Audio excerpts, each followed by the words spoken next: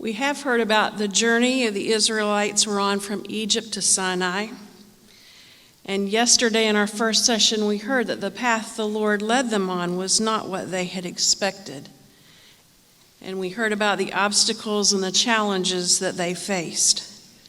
And I'm sure that as we look back over the last year or so, we may agree that the Lord has taken us on an unexpected path and that we have faced challenges. The journey that I would like to share with you with its unexpected challenges began in the summer of 19. In August, my father was diagnosed with pancreatic cancer and was told that he would be gone before Christmas. In September, Jesse was told that his job at THQ was being eliminated. In October, we were packing and preparing to move, and it was a month full of events, week after week after week, culminating in our last week with the planning and coordinating of a general's visit. In November, we moved to a new appointment in Atlanta, and at the end of that month, my mother passed away.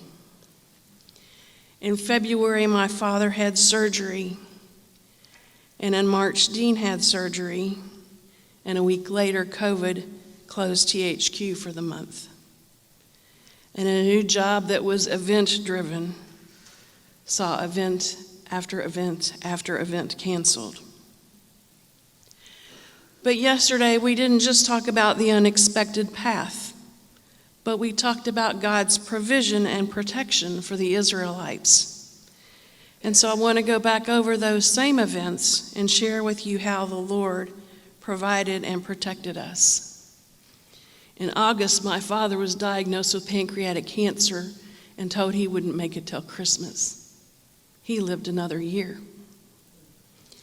In September, Jesse's job, he was job hunting before COVID hit and found a new job, one that was in great demand during the COVID time and has had as many hours as he is able to work. In October, the general's visit was to Asbury in Kentucky. And so we were able to go a few days before the general got there and visit with my parents, who lived in Louisville. In November, when we moved to Atlanta, our children and grandchildren were within 2 hours of us, and we've been able to spend time with them.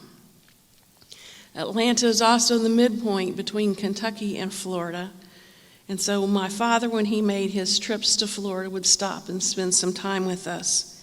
And so that last year, we had a lot of time together that we would not have had. When he had surgery in February, I was able to be there. And when Dean had surgery and COVID hit, THQ closed for a month.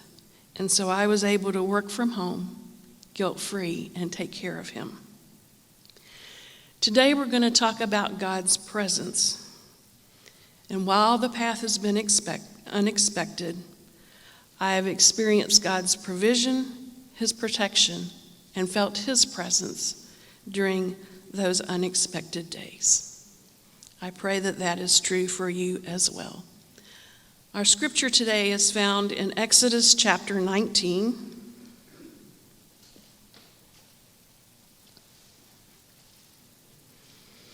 And we're going to be reading the first 9 verses. Exodus 19:1. In the 3rd month after the Israelites left Egypt, on the very day they came to the desert of Sinai. After they set out from Rephidim, they entered the desert of Sinai, and Israel camped there in the desert in front of the mountain.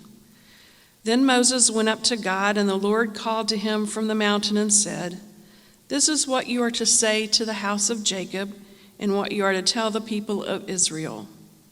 You yourselves have seen what I did to Egypt, and how I carried you on eagle's wings and brought you to myself. Now, if you obey me fully and keep my covenant, then out of all the nations you will be my treasured possession. Although the whole earth is mine, you will be for me a kingdom of priests and a holy nation. These are the words you are to speak to the Israelites." So Moses went back and summoned the elders of the people and set before them all the words the Lord had commanded him to speak. The people all responded together, "We will do everything the Lord has said."